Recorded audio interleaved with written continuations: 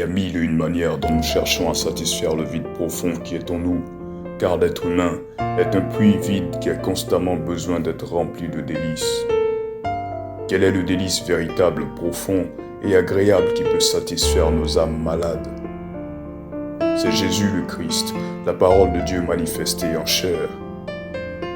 Sa parole est une épée qui donne la vie et qui fait mourir.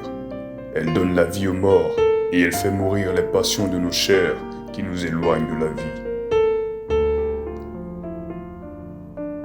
Comme les fruits sortis de la verge d'Aaron, le message qui va suivre est un fruit sorti de la verge de Christ, crucifié sur le bois du calvaire.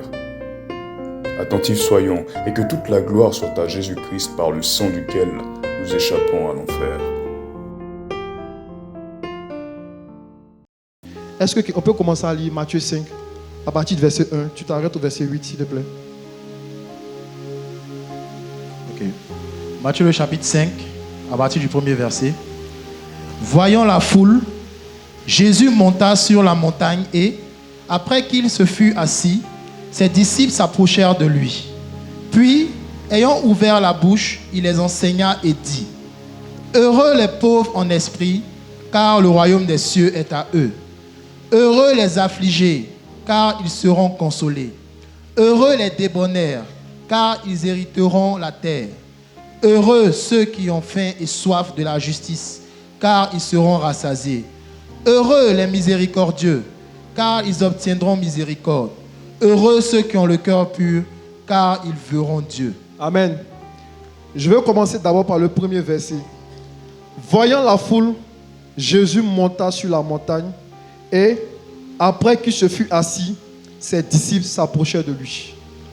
Il y a deux catégories de personnes dans cette histoire. Il y avait la foule et il y avait les disciples. Mais ici, on nous dit que ce sont les disciples qui se sont approchés de Jésus.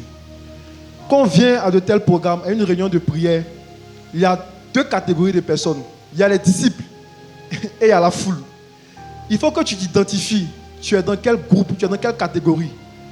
Est-ce que ce matin, tu es venu pour t'approcher de Jésus ou tu es venu simplement comme visiteur?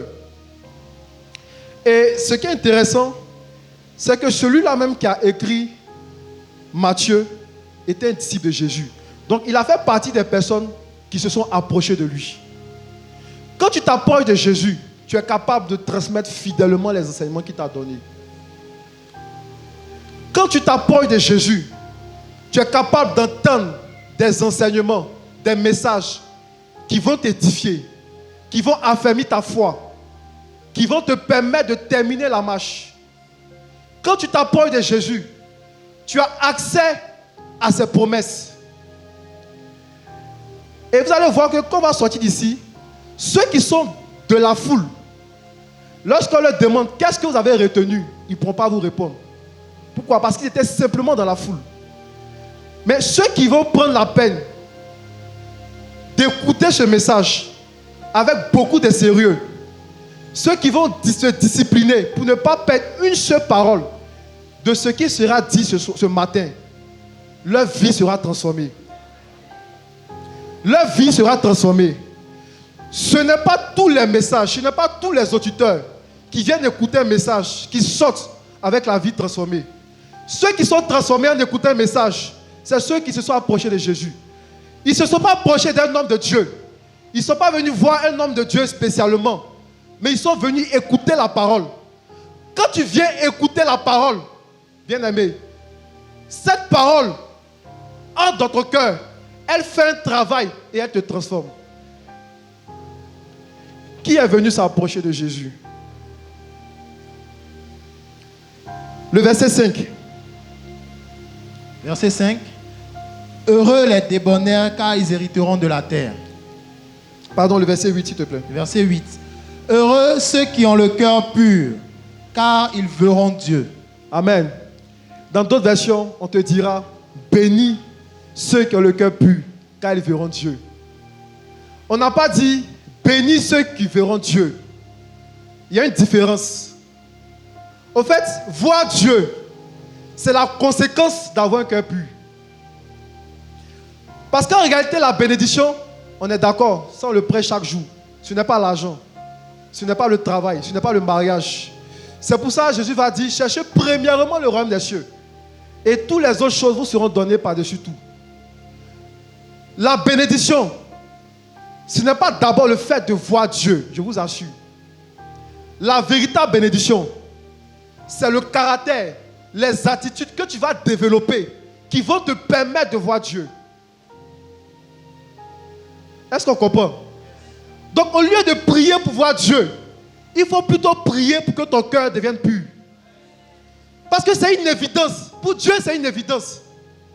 Quand Jésus vient dire, heureux ceux qui ont le cœur pur, car ils verront Dieu. Jésus n'a pas dit, bénis ceux qui voient Dieu. Parce que le fait de voir Dieu, ce n'est pas forcément une bénédiction pour toi. Dieu peut t'apparaître pour te juger. D'ailleurs, à la fin du monde, on va tous voir Dieu. Mais ce n'est pas tous ceux qui le verront qui seront bénis. Mais c'est ceux qui auront le cœur pur. Ceux qui ont le cœur pur, ils vont voir Dieu d'une autre manière. Cherchons plutôt. Et une chose que le Seigneur m'a dit, il dit au fait que le fait d'avoir un cœur pur là, c'est une lettre d'invitation spirituelle. Tu es en train d'inviter Dieu sans le savoir. Quand tu es en train de chercher un cœur pur, indirectement, tu es en train de dire à Dieu, Seigneur, viens me voir. Viens me visiter. Rappelez-vous de Samuel dans le temple.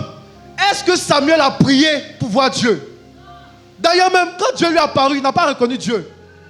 Mais son attitude par rapport aux choses de Dieu ont poussé Dieu à venir le visiter. C'est le caractère que tu vas développer. Ton sérieux par rapport aux choses de Dieu. Ton cœur pur qui va pousser Dieu à te visiter. Ce n'est pas quand tu seras en train de prier, Seigneur, visite-moi, visite-moi, visite-moi, alors que tu es méchant. Tu ne partages pas ton pain avec celui qui n'en a pas. Tu ne te soucies pas des pauvres. Tu ne te soucies pas des orphelins. Dieu ne va jamais te visiter. Mais lorsque tu fais ces choses, Dieu vient. Pendant que tu es en train de dormir, tu entends Samuel, Samuel, Samuel, Samuel. Pourquoi? Parce que tu as d'abord cherché le cœur pur. Est-ce qu'il y a quelqu'un qui est prêt à chercher ce cœur? Est-ce qu'il y a quelqu'un qui est prêt à chercher ce cœur? Amen. Donc, j'explique que voir Dieu, c'est la conséquence du cœur pur. Donc, un enfant de Dieu sérieux va d'abord prier, ok, pour avoir un cœur pur. Et ce qui est encore magnifique dans ce passage, c'est que, au fait, pour voir les hommes, tu as besoin simplement de tes yeux physiques. Ok? Pour voir Mimi, il me faut des yeux. Mais pour voir Dieu, c'est différent. Pour voir Dieu, il ne suffit pas seulement d'avoir des yeux.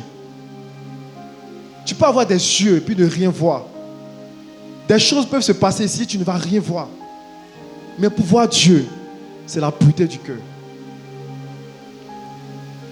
Donc la pureté du cœur, spirituellement, ça représente des yeux. Ça représente des yeux. Donc lorsque quelqu'un veut commencer à voir dans le monde spirituel, vous savez, ceux qui vous donnent beaucoup de visions, ils voient seulement le mal. Toutes les visions qu'ils reçoivent, c'est ta mère qui est sorcière. On ne t'aime pas dans ta famille. Ok? Tu vas mourir. Il y a des gens qui sont comme ça. Tout ce qu'ils voient, c'est la mort, c'est les catastrophes. Ils ne vont jamais voir une vision où Dieu est en train de bénir quelqu'un.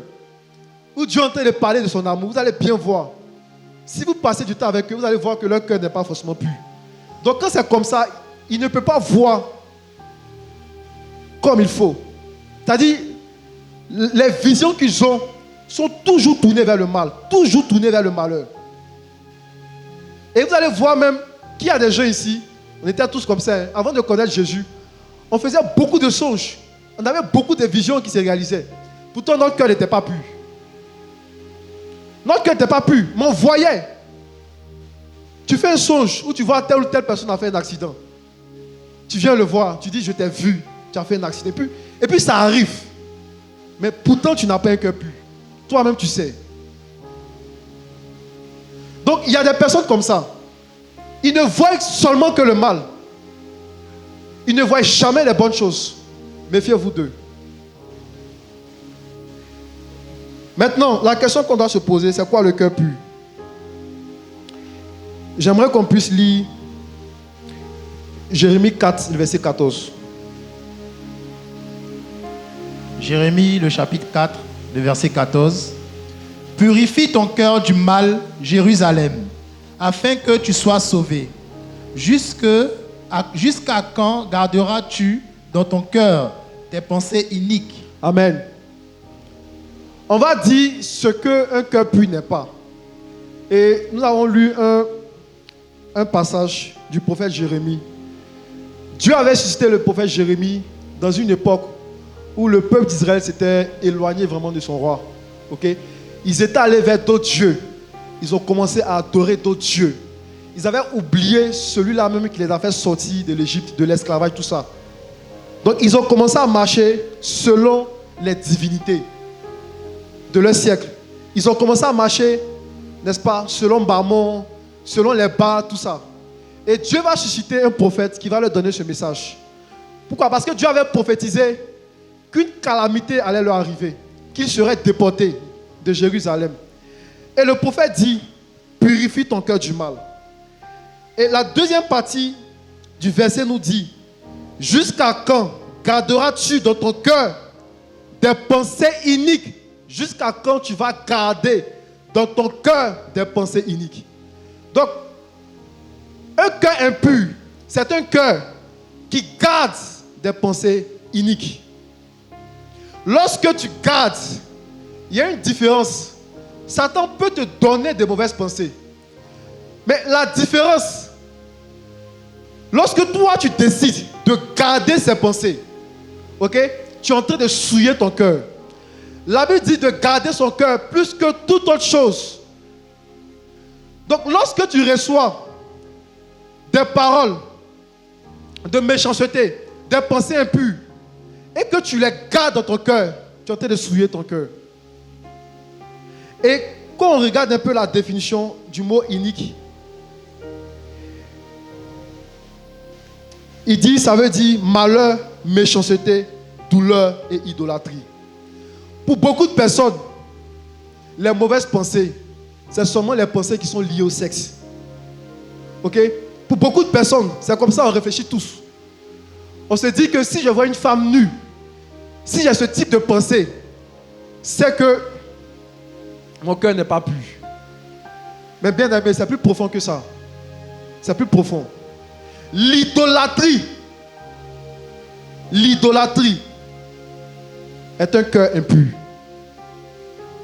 Je m'explique. Lorsque, par exemple, tu traverses des situations, des problèmes dans ta vie, et la première pensée qui te vient, la première personne à qui tu voudrais parler n'est pas Dieu, mais c'est un homme de Dieu. Un homme de Dieu spécifique que tu as identifié. Même si on te dit tu peux aller voir telle ou telle personne, il va prier pour toi, il va régler ton problème. Tu dis non, je veux voir tel homme de Dieu. Ton cœur n'est pas pur. Pourquoi? Parce que tu es idolâtre. Tu es idolâtre. L'idolâtrie. Quand tu es idolâtre dans ton cœur n'est pas pur. Pourquoi? Parce que tu as mis quelqu'un dans ton cœur. La personne occupe une place qui est supérieure, qui est au-dessus à celle du Saint-Esprit. Ton cœur n'est pas pur. Ce matin, il faut que tu prennes la décision de d'abord prier le Seigneur. Il faudrait que ça soit le premier réflexe que tu as.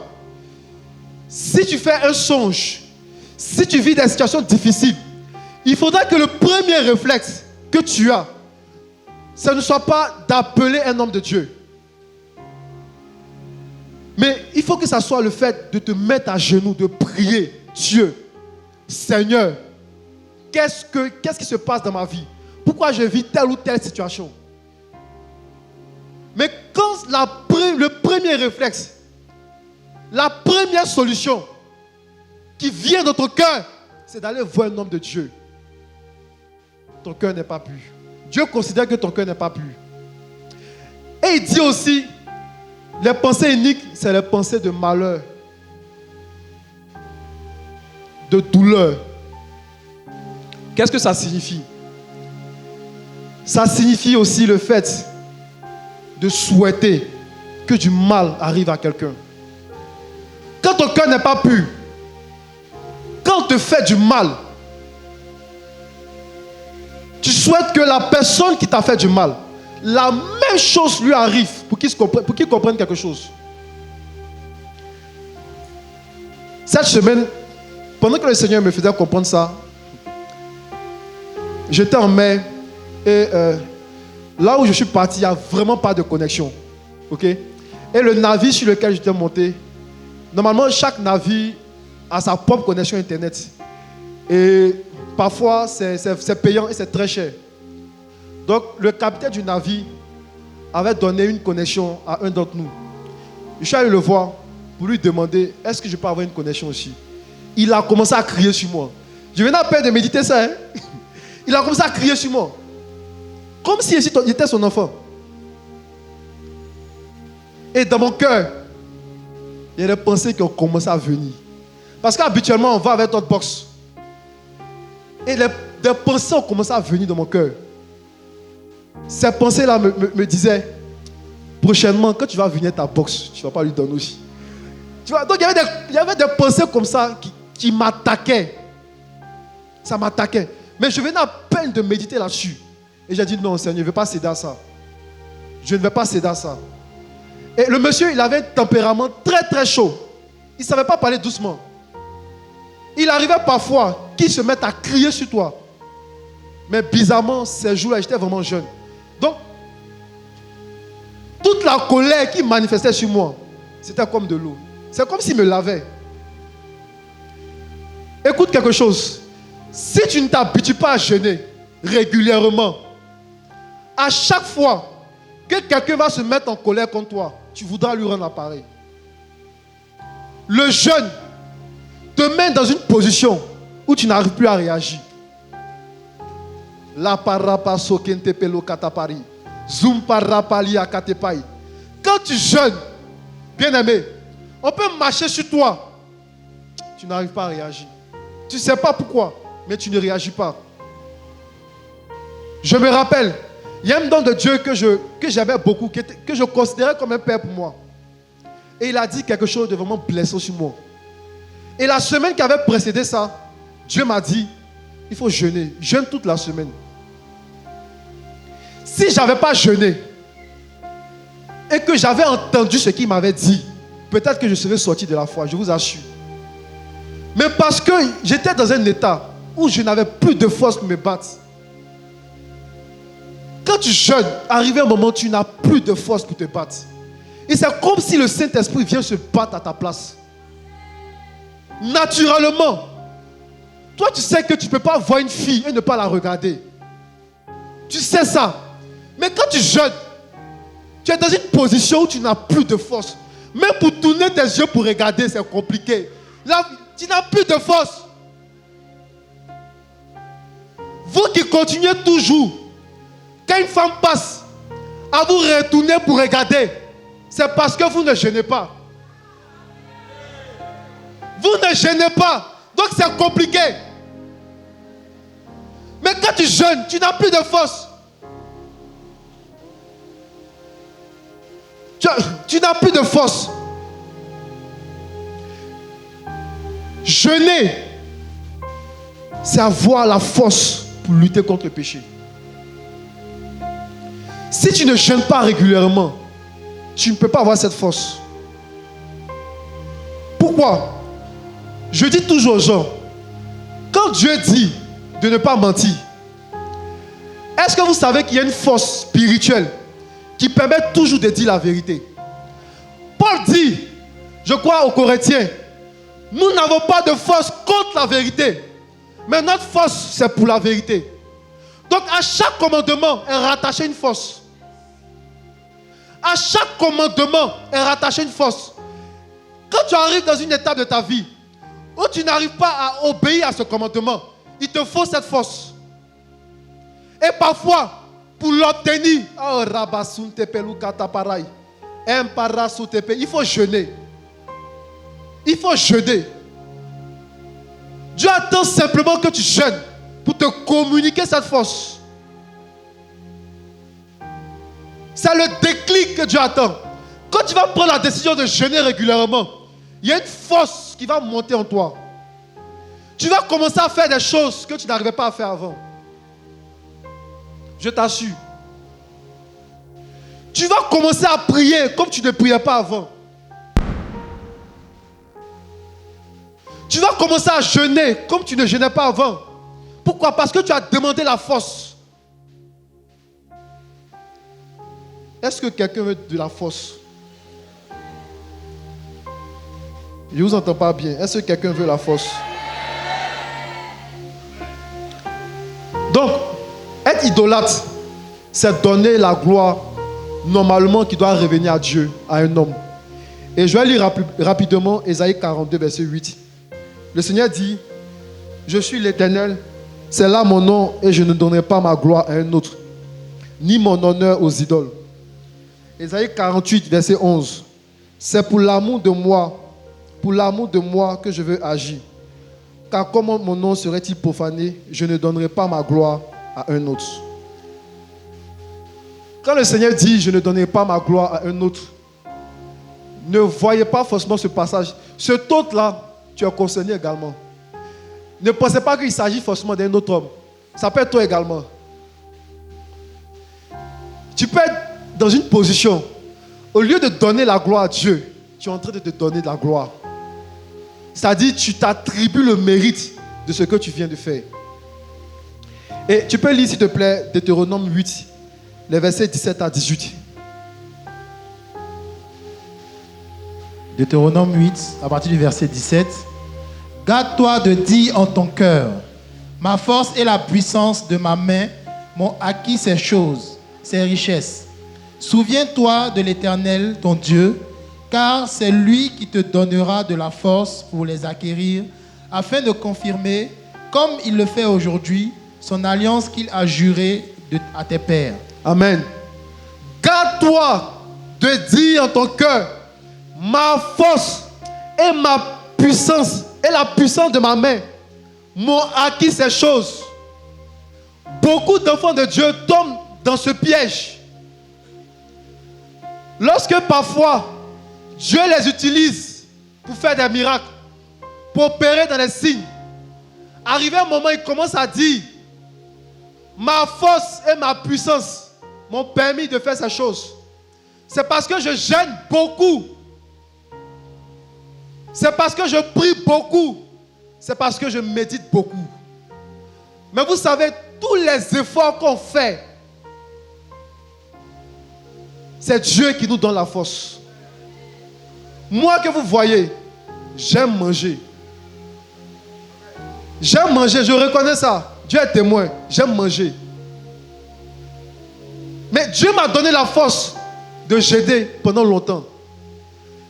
Est-ce que je vais commencer à dire ma force et ma puissance m'ont permis de jeûner pendant longtemps? Si je fais ça, je suis hypocrite.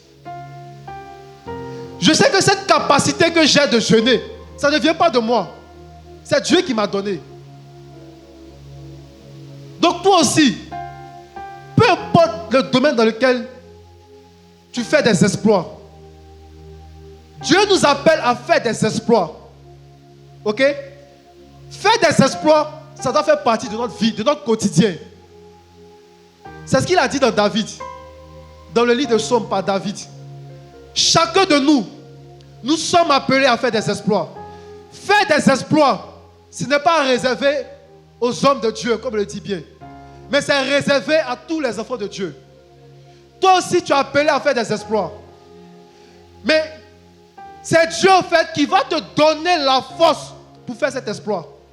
Et quand tu vas faire un exploit, ne dis pas que c'est ma force et ma puissance qui m'ont permis de faire ça. Et parfois au travail, on te confie un boulot. Ça nous arrive à nous tous. On te donne un délai.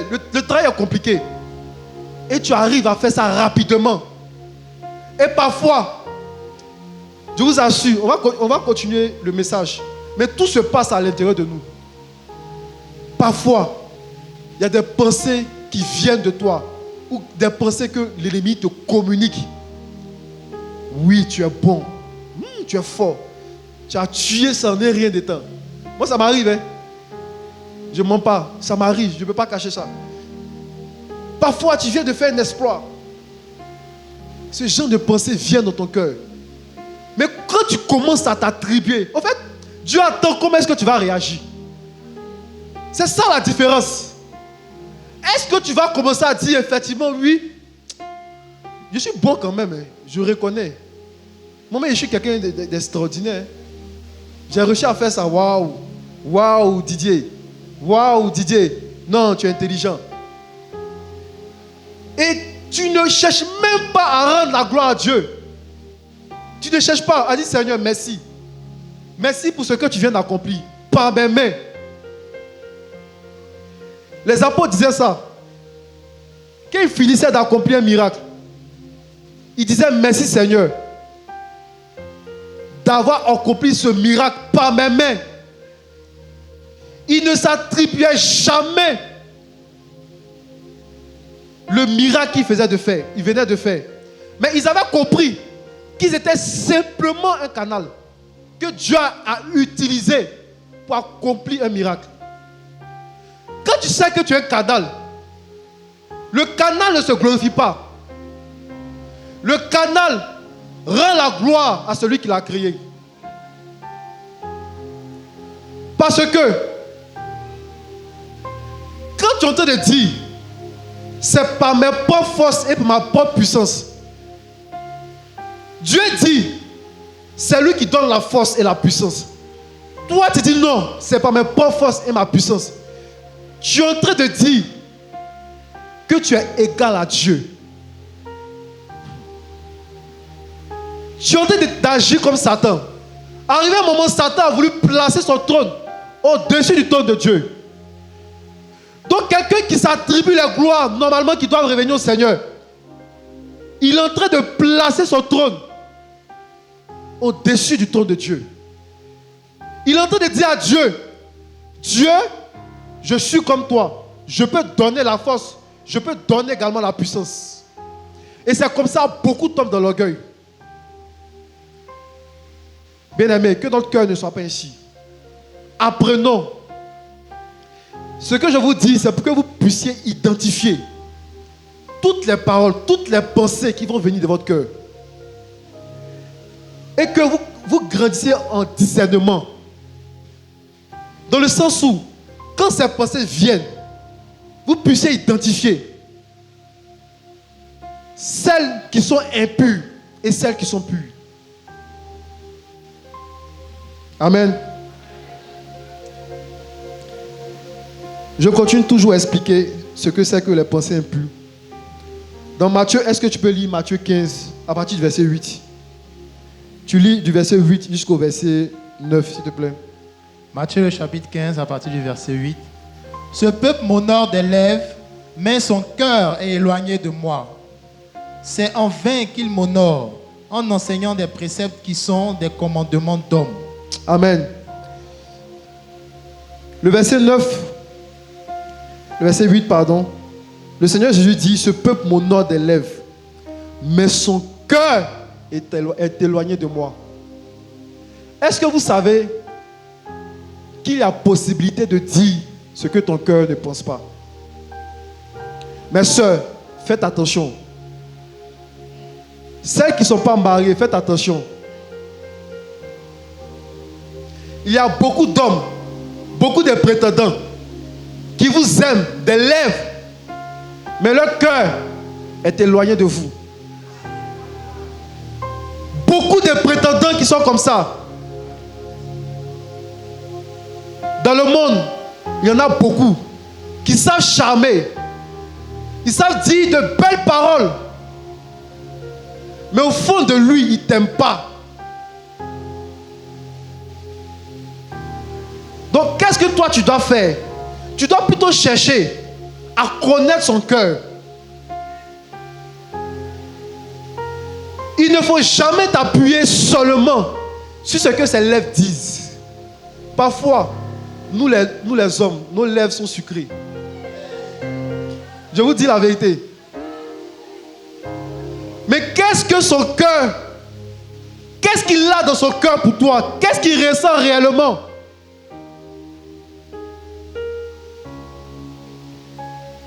Si tu es ici, si tu es une soeur, et qu'il y a un parrain qui court après toi, premièrement, son cœur n'appartient pas à Dieu. Et ce qu'il est en train de te dire, qu'est-ce qui te donne l'assurance que c'est ce qu'il pense?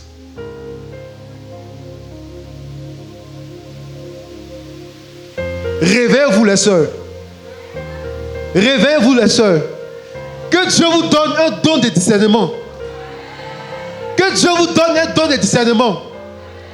Parce qu'il y a beaucoup de faux frères. Il y a beaucoup de mauvais prétendants. Priez pour que Dieu vous fasse tomber sur quelqu'un qui a un bon cœur. Ne priez pas juste pour avoir quelqu'un dans votre vie. Mais priez pour qu'il ait un cœur qui est pur. Amen. Tu peux continuer la lecture, s'il te plaît. Le verset 9, Matthieu 15, verset 9. C'est en vain qu'il m'honore en enseignant des préceptes qui sont des commandements d'hommes. Continue. Verset 10. Ayant appelé à lui la foule, il lui dit, écoutez et comprenez. Ce n'est pas ce qui entre dans la bouche qui souille l'homme, mais ce qui sort de la bouche, c'est ce qui souille l'homme. Alors ses disciples s'approchèrent et lui dirent, sais-tu que les pharisiens ont été scandalisés des paroles qu'ils ont entendues? Lis le verset 19, s'il te plaît. Verset 19. Car c'est du cœur que viennent les mauvaises pensées, les meurtres, les adultères, les impudicités, les vols, les faux témoignages, les calomnies. Voilà les choses qui souillent l'homme. Mais manger sans s'être lavé les mains, cela ne souille point l'homme. Au fait, le cœur de l'homme est une usine où on fabrique de mauvaises choses. Lorsque quelqu'un n'est pas en Christ, ton cœur est une usine où on fabrique tout ce qui est mauvais. C'est pour cela qu'on a besoin du Seigneur. On a besoin que Dieu change notre cœur. Le Seigneur dit que ce n'est pas ce qui va rentrer dans l'homme qui souille l'homme, mais c'est ce qui va sortir de l'homme. Et que c'est dans le cœur de l'homme qu'il y a les mauvaises pensées, les meurtres, les adultères, les impulsités. Donc, il est question ici du cœur. Le cœur.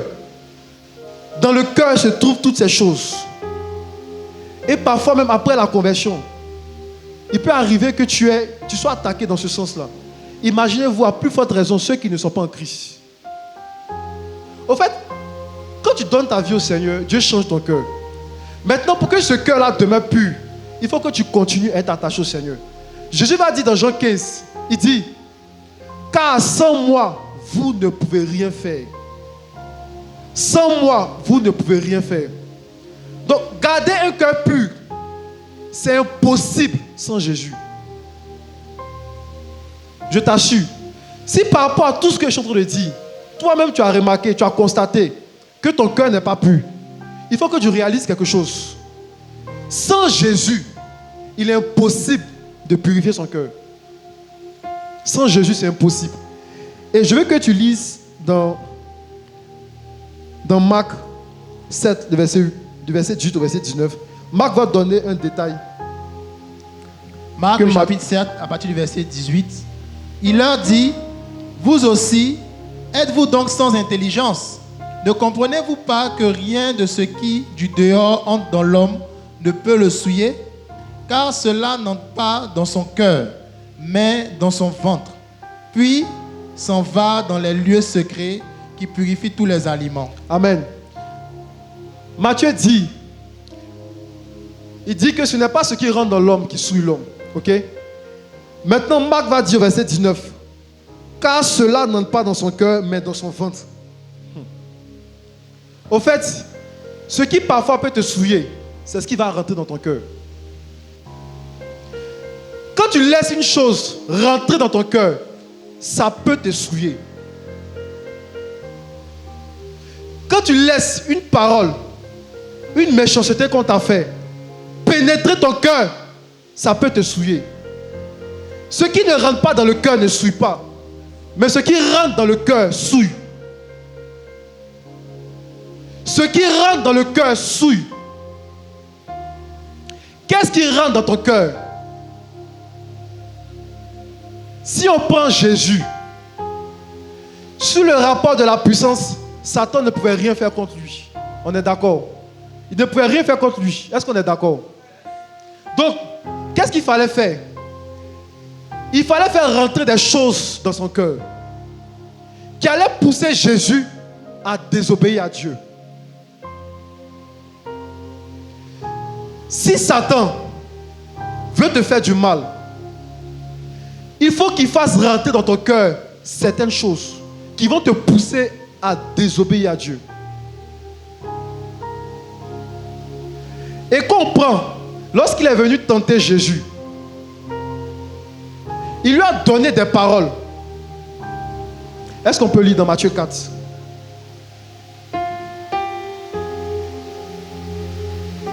À partir du verset 1, s'il te plaît. Matthieu chapitre 4, à partir du premier verset. Alors Jésus fut emmené par l'Esprit dans le désert pour être tenté par le diable. Après avoir jeûné 40 jours et 40 nuits, il eut faim. Le tentateur, s'étant approché, lui dit, « Si tu es le Fils de Dieu, ordonne que ces pierres deviennent des pains. » Jésus répondit, « Il est écrit, l'homme ne vivra pas de pain seulement, mais de toute parole qui sort de la bouche de Dieu. » Amen. Donc, la Bible dit que c'est le Saint-Esprit qui a conduit dans le désert Jésus pour jeûner pendant 40 jours. Ok? Donc, c'est le Saint-Esprit qui l'a poussé à jeûner. C'est le Saint-Esprit qui doit lui dire d'arrêter de jeûner, de mettre fin à son jeûne. Mais ce qui va se passer, c'est que Satan va apparaître à Jésus. Et il va commencer à lui donner certaines paroles. Dans le but de toucher son cœur.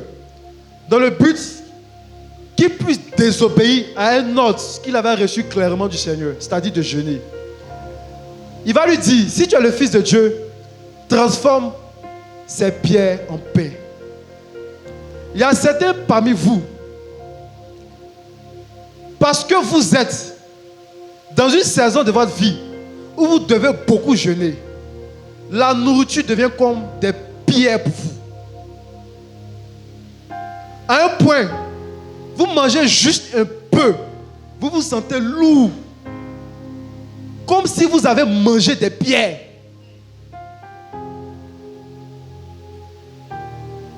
Je reprends.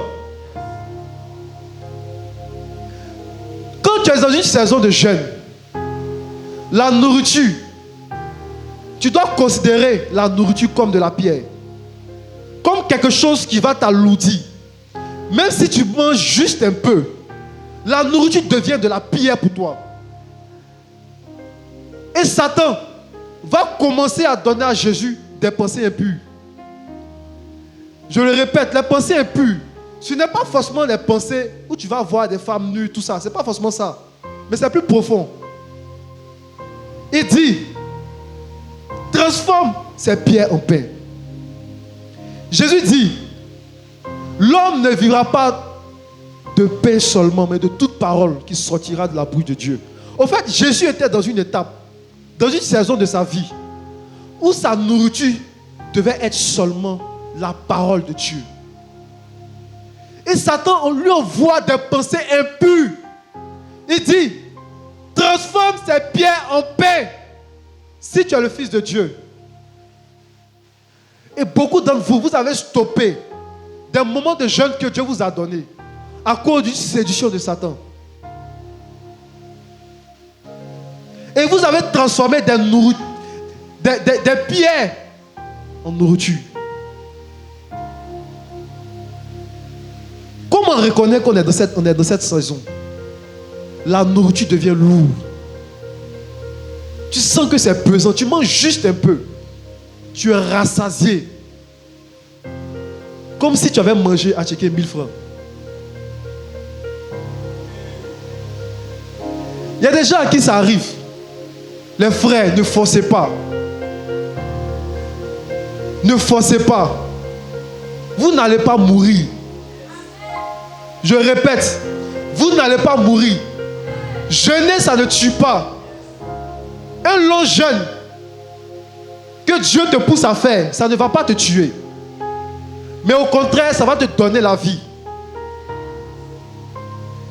Quand on va avancer dans le message, je vais vous expliquer comment est-ce que avoir des pensées pures, c'est lorsque tu vois parfois les paroles dures que Dieu te donne comme quelque chose qui peut t'apporter de la vie, qui peut te donner de la vie. Quand on va avancer, on va voir ça. Donc une pensée impure, c'est lorsqu'on change un message que Dieu nous a donné. Rappelez-vous, il y a un prophète que Dieu avait envoyé pour prophétiser sur un autel au temps d'Akab. Dieu lui a dit expressément, si tu vas dans la ville, ne mange pas. Ne mange pas. Dieu t'envoie parfois en évangélisation. Il dit, si tu vas dans ce quartier, si tu vas dans ce village, ne mange pas. Le Saint-Esprit continue à agir de la sorte. Mais toi, tu arrives là-bas, dis, on a préparé foutou et sauce graine pour toi. Le Seigneur m'a mis à cœur de préparer cette nourriture pour toi. Dieu t'a dit expressément, ne mange pas.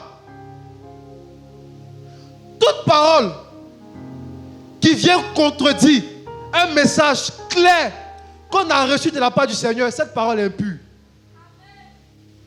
Si Dieu t'a parlé clairement, c'est une chose que tu dois faire, et qu'il y a une pensée, il y a un message qui vient contredire cela, c'est de l'impureté. C'est de l'impureté. La Bible est claire.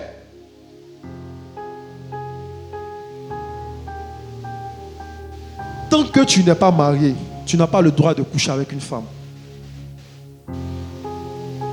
Tu n'as pas le droit. La Bible est claire, c'est de la fornication, c'est de l'impudicité. Peu importe le oué qui va s'approcher de toi, l'homme de Dieu qui va s'approcher de toi. Les gens qui disent, il faut goûter d'abord. Ils sont impurs. Ils sont impurs. Pourquoi? Parce que le message qu'ils donnent, c'est pour que tu t'éloignes de ce que Dieu t'a dit clairement. Rappelez-vous de Balaam. Dieu lui a dit de ne pas partir avec Balak. On lui a répondu clairement. Mais ils sont venus avec plus d'argent, plus de biens, plus de trésors. Pourquoi il allait prier Dieu? C'est parce que le message que Dieu lui avait donné avait commencé à se... Il avait perdu ce message. Pourquoi? À cause de l'argent, à cause des biens qu'il avait vus. C'était impur. Bien-aimés, ne vous laissez pas séduire. Peu importe la beauté d'un homme, voyez plutôt la virginité comme une chose que vous ne devez pas toucher avant le mariage. Même les hommes. Ce n'est pas une fatalité de se marier puceau ou vierge. Ne laissez pas vos amis vous séduire. Vous les jeunes. Ne les laissez pas vous séduire.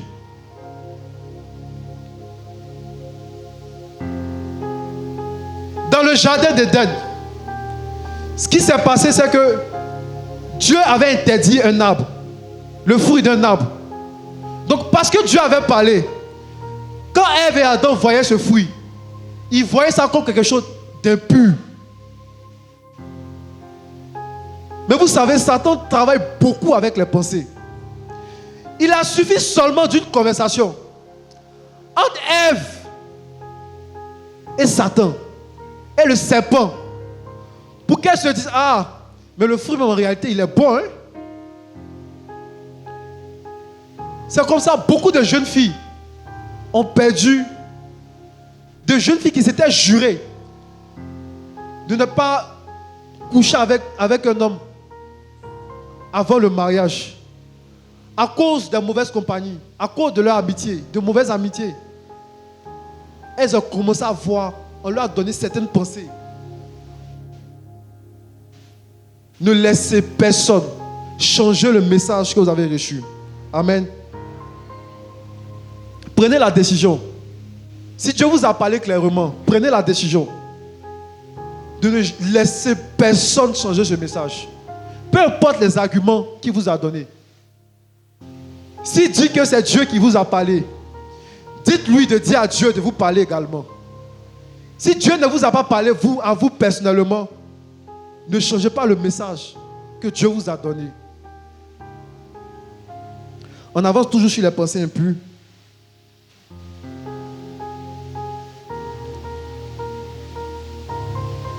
Matthieu 9, le verset 3. Matthieu, le chapitre 9, le verset 3. Tu peux commencer à lire au verset 1 même, s'il te plaît. Au verset 1. Jusqu'au verset 4. Ok. Matthieu, chapitre 9, à partir du premier verset. Jésus étant monté dans une barque, traversa la mer et alla dans sa ville. Et voici, on lui emmena un paralytique couché sur un lit. Jésus, voyant leur foi, dit au paralytique, « Prends courage, mon enfant, tes péchés te sont pardonnés. » Sur quoi quelques scribes dirent au-dedans d'eux, « Cet homme blasphème. » Et Jésus, connaissant leurs pensées, dit, « Pourquoi avez-vous de mauvaises pensées dans vos cœurs ?» Amen. Une pensée impure, une mauvaise pensée, c'est lorsque tu commences à juger ce que tu ne maîtrises pas. Quand on continue à lire plus tard dans cette histoire, Jésus va dire aux pharisiens, vous ne savez pas que le Fils de Dieu a le pouvoir de pardonner les péchés sur la terre. En fait, ils n'avaient pas une information que Jésus avait. Et ils ont commencé à juger l'acte que Jésus venait de poser. Donc, quand tu vois un père, un homme de Dieu, commencer à faire quelque chose ou à dire quelque chose que tu ne maîtrises pas forcément, ou que tu n'as aucun appui biblique pour contredire cela, évite de juger l'acte, évite de juger la personne, évite de dire que ce n'est pas un homme de Dieu. Et dans cette histoire, ce que Jésus a fait, vous savez, Jésus s'attaque d'abord à ce qui est prioritaire pour lui. Et ce qui était prioritaire vraiment pour Jésus, c'était que ce monsieur sache que Dieu lui avait pardonné. Parce qu'il l'a appelé mon enfant.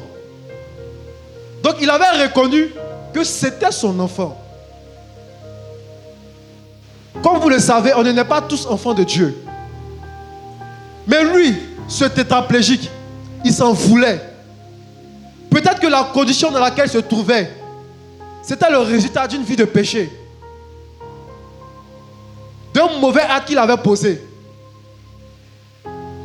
Et dans sa conscience, il s'accusait. Jésus a commencé à régler le problème qui était le plus urgent pour lui. Il fallait qu'il sente dans son cœur que Dieu lui a pardonné. Il y a des gens ici, vous êtes venus. Si vous êtes repentis, Dieu vous a pardonné. S'il vous a pardonné, c'est qu'il va vous guérir. Donc Jésus a commencé à s'attaquer premièrement à ce qui était plus urgent, le pardon des péchés. Donc avoir des pensées impures, c'est aussi ça. Regardez un acte qu'on ne maîtrise pas, un acte qu'un père a posé. Quand vous voyez Jésus prendre de sa salive pour mettre sur les yeux des aveugles. Si beaucoup d'entre nous, on était à cette époque, beaucoup allaient dire que le gars là, c'est un mystique. Qui reconnaît qu'il allait dire ça? On allait dire que c'était un mystique, c'est pas normal ce qu'il fait. Mais alors que c'était poussé vraiment par l'esprit. Et ce n'est pas quelque chose qu'il a répété plusieurs fois. Il ne voyait pas à chaque fois un aveugle, il prenait du sable, mélangeait sa salive, mettait sur ses yeux. Il a fait ça une fois. Ce qui prouve que c'est vraiment poussé par l'Esprit de Dieu. Il n'en a pas fait une doctrine. Il n'a pas fait de cela une doctrine. Quand ça devient une doctrine, il y a un problème. Donc faisons vraiment attention. Lorsque vous voyez, je vous dis, c'est des pensées qui nous souillent. Lorsque tu vois un père faire des choses que tu ne connais pas, que tu ne maîtrises pas, l'idéal est vite de juger. Pose des questions. Surtout si tu es nouveau dans la foi, pose des questions. Mais évite de juger. Amen. On va avancer.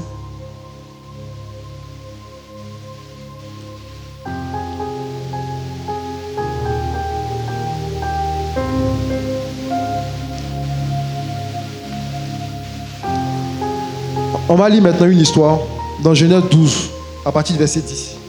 On va lire deux histoires qui se ressemblent, mais qui ont eu deux fins différentes.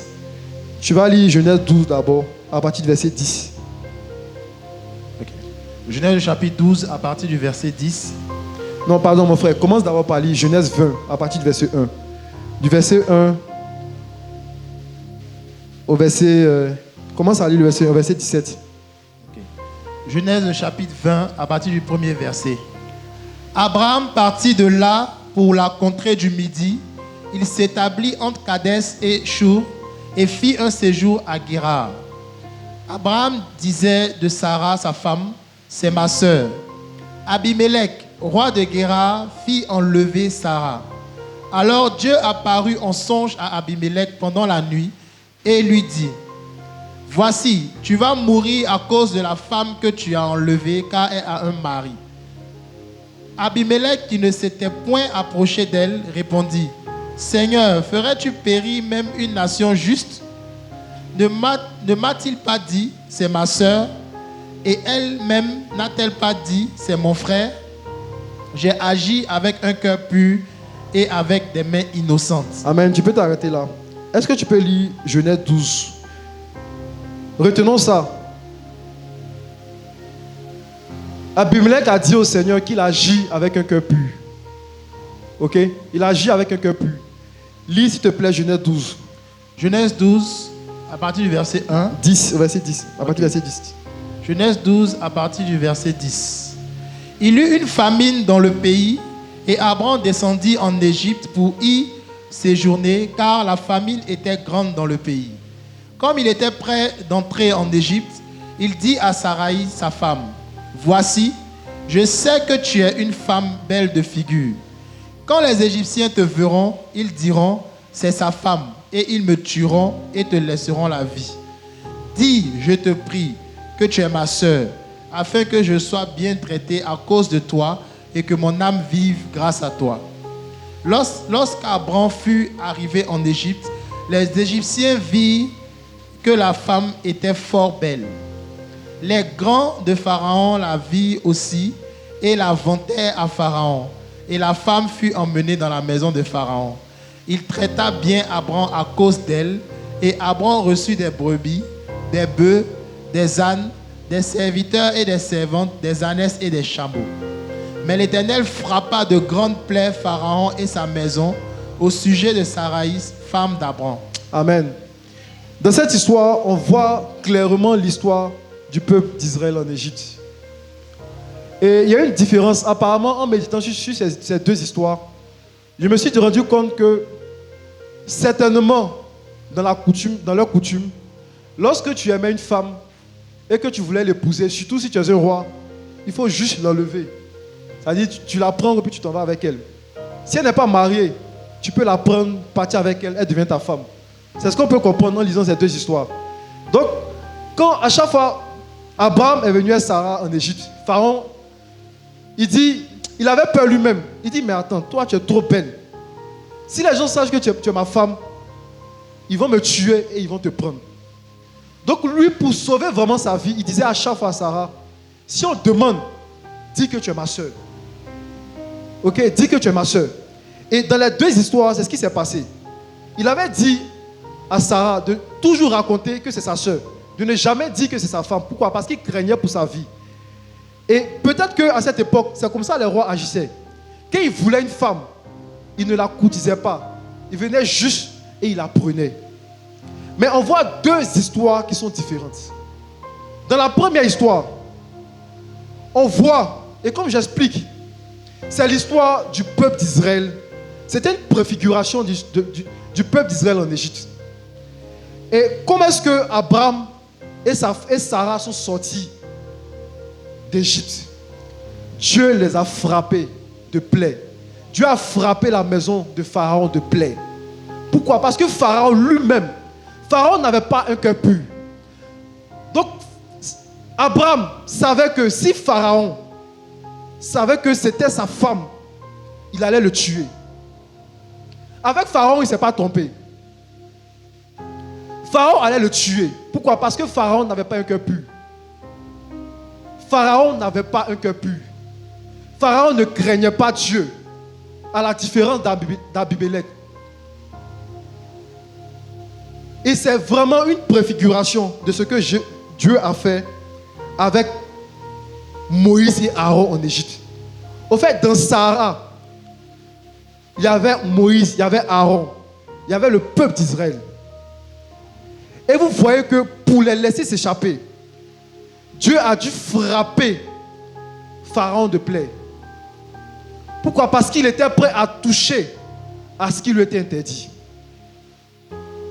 Donc, quand ton cœur n'est pas pur, il y a un niveau de protection que tu n'as pas.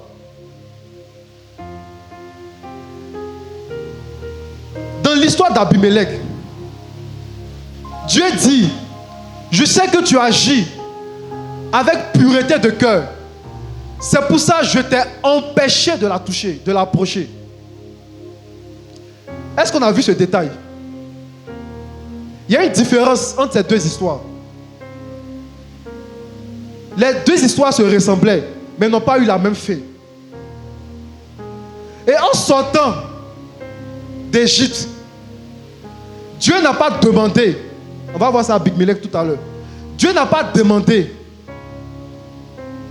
à Abraham de prier pour Pharaon. Il n'a pas demandé ça. Mais Dieu a préféré juger Pharaon. Bien-aimé, le cœur pur, c'est une bénédiction. Ça t'évite beaucoup de problèmes.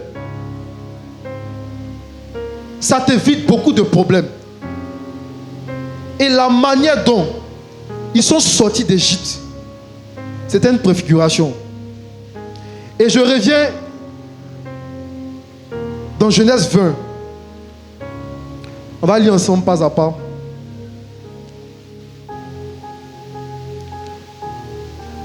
Le verset 2, Abraham disait de Sarah, sa femme, c'est ma soeur. Abimélec, roi de Guéra, fit enlever Sarah. Alors Dieu apparut en songe à Abimélec pendant la nuit et lui dit, voici tu vas mourir à cause de la femme que tu as enlevée. Le verset 5, Abimélec maintenant répond au Seigneur, ne m'a-t-il pas dit, c'est ma soeur? Et elle-même n'a-t-elle pas dit, c'est mon frère? J'ai agi avec un cœur pur et avec des mains innocentes. Qu'est-ce que ça signifie? Au fait, si Abimélec avait l'information que la femme en question appartenait à un autre homme, il n'allait pas la toucher. C'est pour ça qu'il a dit au Seigneur, j'ai agi avec un cœur pur. Au fait, un cœur pur ne médite pas de faire du mal. Lorsque tu as un cœur pur et que tu connais la vérité, tu t'arranges à marcher selon la vérité. Si Abimélec avait l'information que Sarah était déjà mariée, il n'allait pas la toucher. Et Dieu même va témoigner de lui. Il dit, je sais que tu agis avec un cœur pur. C'est pour ça que je n'ai pas permis que tu la touches. Il y a certains parmi vous. Vous avez commencé à faire des affaires, des activités. Vous avez reçu de l'argent. Vous êtes mis en association avec certaines personnes. Mais Dieu n'a jamais permis que vous touchiez cet argent. Bien-aimé, ce n'est pas la sorcellerie. Ce n'est pas les sorciers qui ont fermé votre bénédiction. C'est parce que Dieu sait que votre cœur est pur. Et que cet argent-là, la source de ce bien n'était pas pure. Donc il ne fallait pas que vous touchiez à ça. Quand tu as un cœur pur, Dieu te préserve de beaucoup de malheurs. Parce que Dieu sait que si tu avais l'information, tu n'allais pas te comporter de la sorte. Et c'est ce que Abimelech avait. Et chose bizarre dans cette histoire, Abimelech avait d'autres femmes avec qui il avait des rapports. Et quand on lit toute l'histoire, la Bible dit que Dieu avait fermé la matrice de ces femmes. Waouh! Ça veut dire, Abimelech avait des envies pour ses autres femmes, pour ses autres épouses. Mais quand il voyait Sarah, il ne ressent rien pour elle. Quand il voyait Sarah, il n'arrivait pas à la désirer. Dieu dit, je n'ai pas permis que tu la touchasses. L'avantage d'avoir cœur pur, il y a des choses, il y a des péchés que Dieu évite. Dieu ne permet pas que tu tombes dedans, je vous assure. Je me rappelle, j'étais à Moscou pendant mes études. Et là-bas, je n'ai pas eu de rapport avec des femmes, tout ça. Et une fois, on était allé en boîte de nuit. Il y a des femmes, des filles de joie qu'on appelait des boulafres, c'est-à-dire des filles qui sortaient avec des noirs seulement.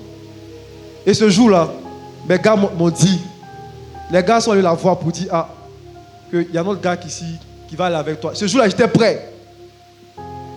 Bizarrement, la fille a dit non.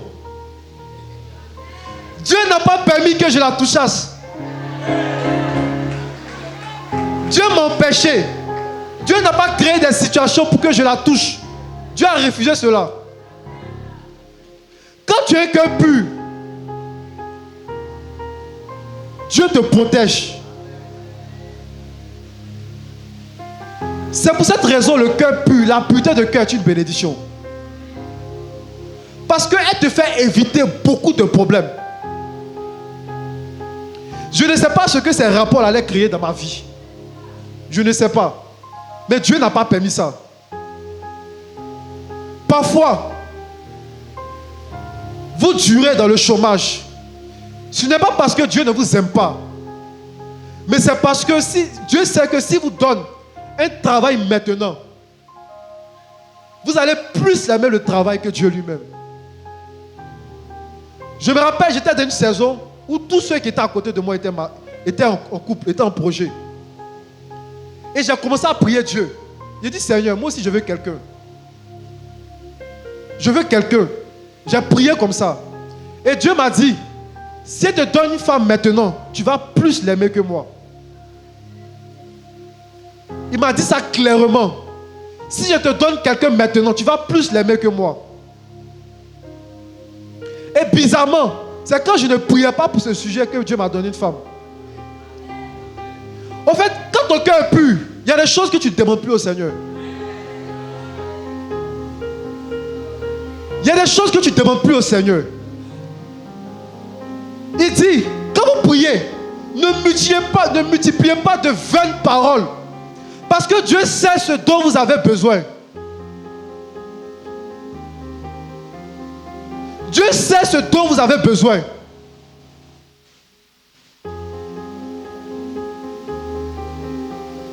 Abimelech.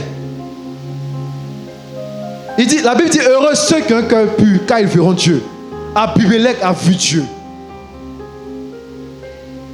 Dieu lui est apparu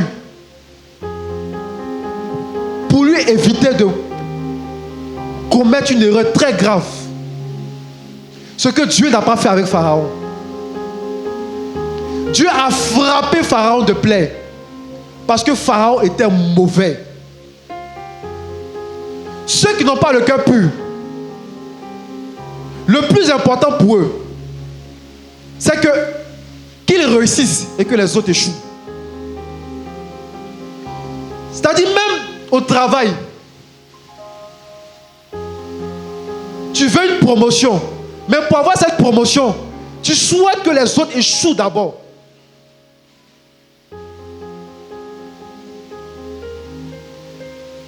Tu veux être premier des classes, tu bosses, mais dans ton cœur, tu souhaites que les autres échouent aux examens, échouent à la composition, échouent aux interrogations.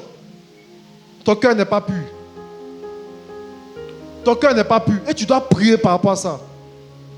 Pour que Dieu change tes intentions, les motivations de ton cœur. Lorsque tu as de mauvaises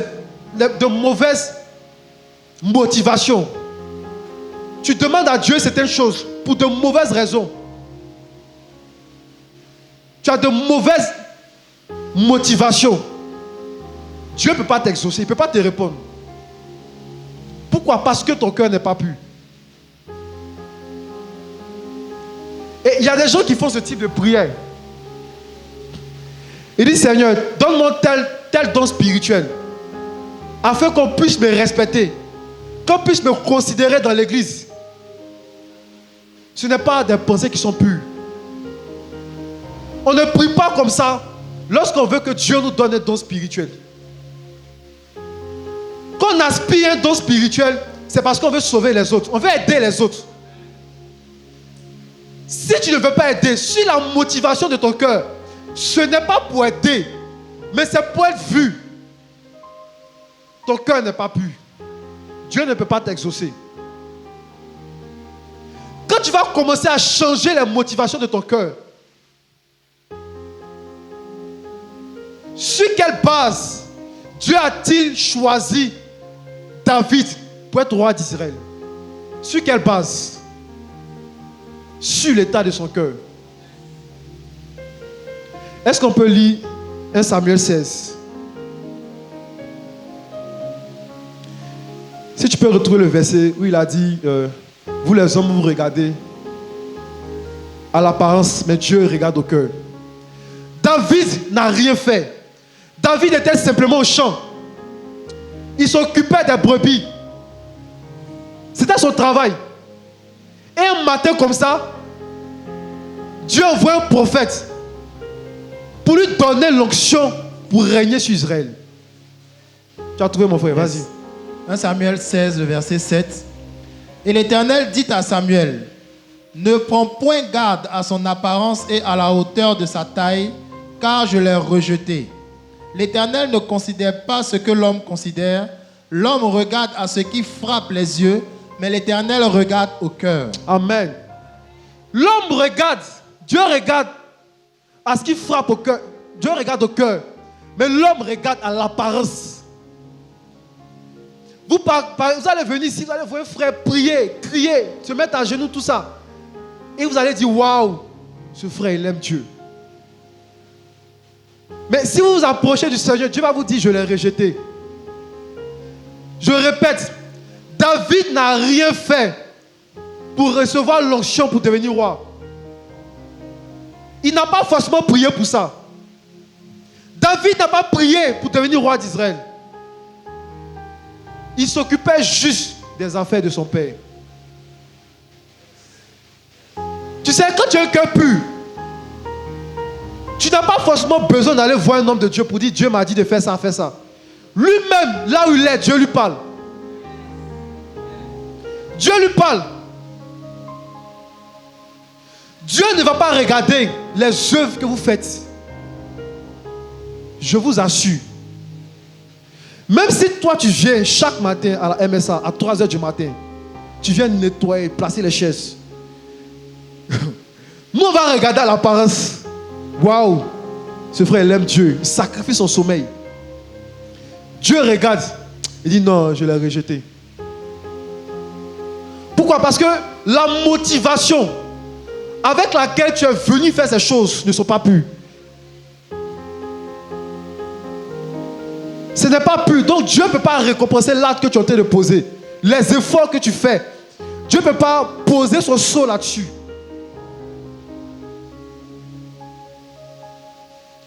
David n'a pas prié pour devenir roi. La royauté est venue à lui.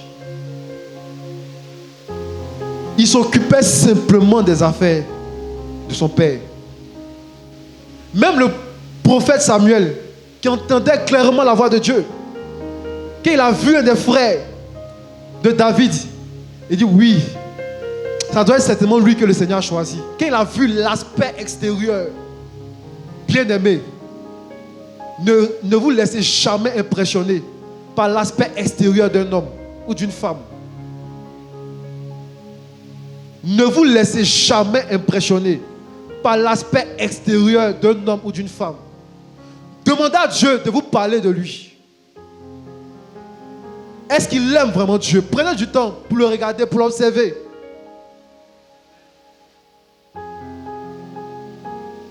La Bible dit que c'est de l'abondance du cœur que la bouche parle. Parfois, pour savoir si un homme a un cœur pur ou impur, il faut juste l'écouter. Tu vas voir que la plupart des conversations qu'il envoie sur la table, ce n'est jamais pour édifier. Mais c'est parfois pour raconter des commérages, pour diffamer, pour calomnier. Tu veux savoir l'état du cœur de quelqu'un? Prends du temps pour l'écouter simplement. Tu vas voir quel type de cœur il a.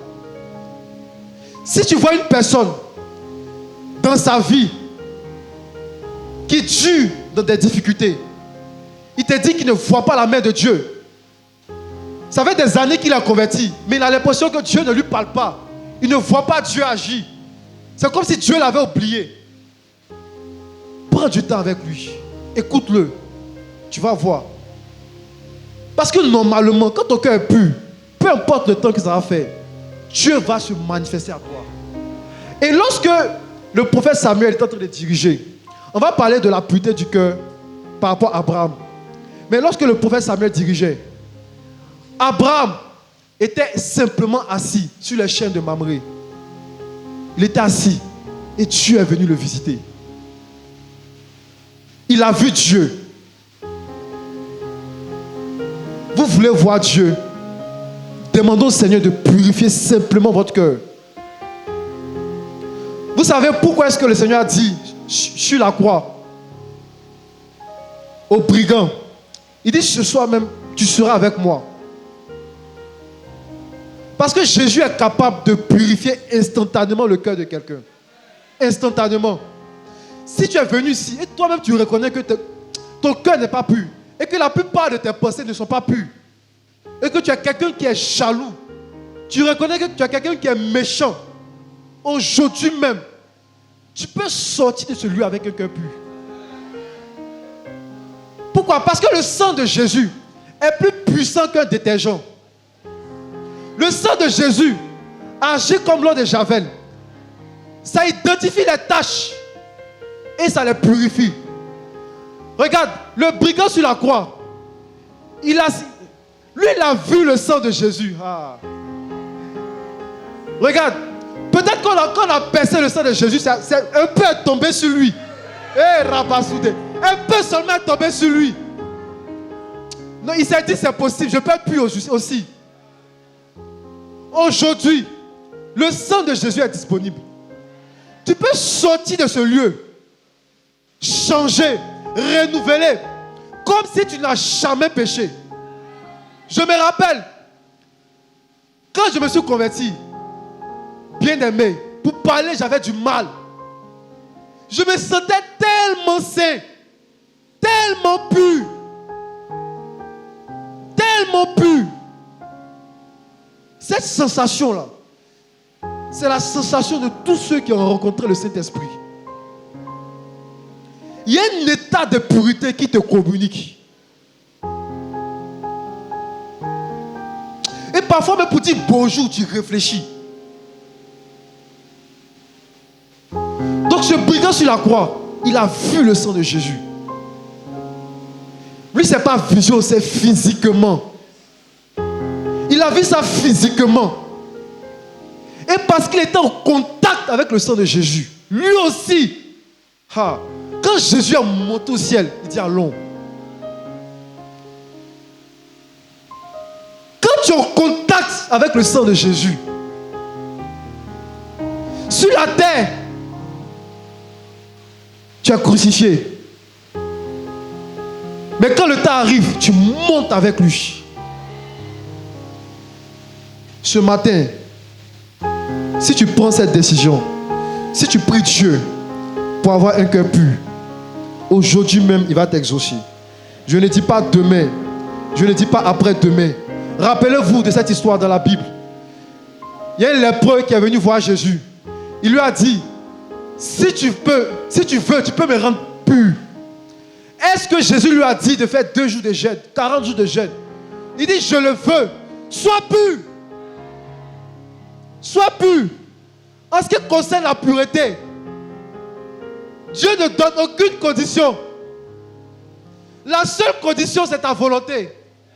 Quand tu as la volonté, Dieu accomplit le reste. Si aujourd'hui tu es là, que tu as la volonté, le reste, Dieu va accomplir. Dieu va te donner un cœur pur. Et quand tu vas sortir de là, tu vas commencer à aimer Dieu comme tu n'as jamais aimé. Tu vas commencer à voir tes ennemis comme des personnes que Dieu doit toucher. Pas comme des personnes que Dieu doit juger. Bien-aimés, arrêtez de voir vos ennemis comme des personnes que Dieu doit juger. Parfois, vous pouvez avoir tellement de la haine contre eux. Dieu va te juger. Souvent on dit ça. Moi j'ai dit ça à mon ancien propriétaire de maison. Il lui a dit, c'est pas... Seigneur, pardonne-moi. Tu vois ton ennemi, quelqu'un qui t'a fait du mal. Au lieu de le voir comme quelqu'un que Dieu doit gagner, tu le vois comme quelqu'un que Dieu doit juger. Ce cœur pur que Dieu va te donner, ça va permettre de voir tes ennemis autrement. En fait, ta mentalité par rapport aux personnes qui te font du mal change. Ça change. Ta mentalité par rapport aux personnes qui t'ont blessé, ça change. Jeune fille, ta mentalité par rapport à cette personne qui t'a violé, ça va changer. Ça va changer.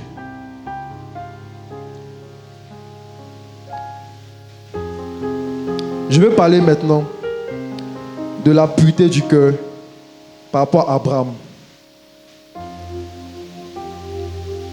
Tu peux lire Proverbe 22, verset 11. Proverbe, le chapitre 22, le verset 11. Celui qui aime la pureté du cœur et qui a la grâce sur les lèvres a le roi pour ami. Amen. Lis Jacques 2, verset 22 au verset 23. Jacques 2, le verset 22 et le verset 23. Tu vois que la foi agissait avec ses œuvres et que par les œuvres la foi fut rendue parfaite. Ainsi s'accomplit ce que dit l'Écriture. Abraham crut à Dieu et cela lui fut imputé à justice et il fut appelé ami de Dieu. Amen. Abraham, la Bible dit dans Proverbe 22, verset 11, celui qui aime la pureté du cœur et qui a la grâce sur ses lèvres a le roi pour ami. Donc Abraham est devenu ami de Dieu. C'est vrai, à cause de la foi, parce qu'il craignait Dieu. Mais il est devenu ami de Dieu parce que lui aussi son cœur était pur. Et si on lit Jean 15, verset 13, il n'y a pas de plus grand amour que de donner sa vie pour ses amis. Le verset 14, vous êtes mes amis si vous faites ce que je vous commande.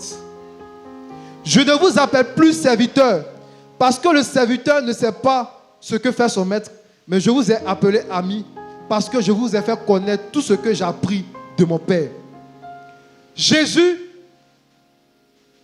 devait partir. Donc, il a une conversation avec ses disciples. Et il leur dit, vous êtes mes amis. Il dit, je ne vous appelle plus serviteurs. Ça veut dire que dans sa relation avec eux, il est passé à un autre niveau. Ils sont passés à un autre niveau. Un serviteur ne sait pas ce que fait son maître. Il y a beaucoup dans la foi qui sont juste à l'étape des serviteurs. Pourquoi? Parce qu'ils ne savent pas ce que Dieu fait. Dieu ne les prévient pas forcément à l'avance. Ils n'ont aucune relation avec l'esprit de prophétie. Souvent, Dieu ne leur parle pas sur des choses qui vont leur arriver. Ce sont des serviteurs. Mais quand tu es ami de Dieu, Dieu parfois te dit des choses qu'il s'apprête à faire. Pourquoi? Parce que tu es son ami. Et Abraham, parce qu'il avait le cœur pur, quand Dieu voulait aller frapper Sodome et Gomorrhe, Dieu a pris le temps d'informer Abraham. Il a informé Abraham de ce qu'il devait faire. Maintenant, qu'est-ce qui a fait que les disciples, qui étaient serviteurs, lorsqu'ils ont commencé à marcher avec Jésus, ils sont devenus disciples. Ils sont devenus ses amis. On voit ça dans Jean 6, le verset 60. Jean 6, le verset 60. Plusieurs de ses disciples, après l'avoir entendu dire, cette parole est dure, qui peut l'écouter? Amen. Donc il y avait plusieurs personnes, plusieurs disciples qui marchaient avec Jésus. Et arrivé un moment, Jésus va leur donner un message. Il dit que celui qui ne mange pas ma chair et qui ne boit pas mon sang, il ne peut pas être mon disciple. Et beaucoup ont regardé ce message. Ils disent non, cette parole est dure. On ne peut pas l'écouter. Donc ils ont préféré laisser Jésus.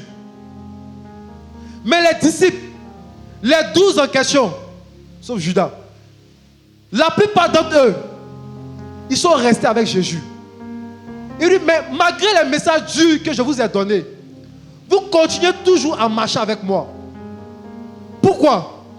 Lis le verset 66.